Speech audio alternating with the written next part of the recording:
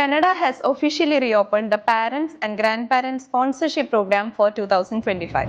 2020 നിങ്ങൾ interest sponsor form submit ചെയ്തിട്ടുണ്ടെങ്കിൽ ഇതാണ് നിങ്ങളുടെ അവസരം. 2025 ജൂലൈ 28 മുതൽ IRCC has started sending invitations. They are going to accept a huge 10,000 complete applications this time. So അതിനായി 2 വീക്സിനുള്ളിൽ 17,860 invitations ആണ് അവർ ഇഷ്യൂ ചെയ്യുന്നത്. If you are invited, October 9th മുമ്പ് application submit ചെയ്യണം.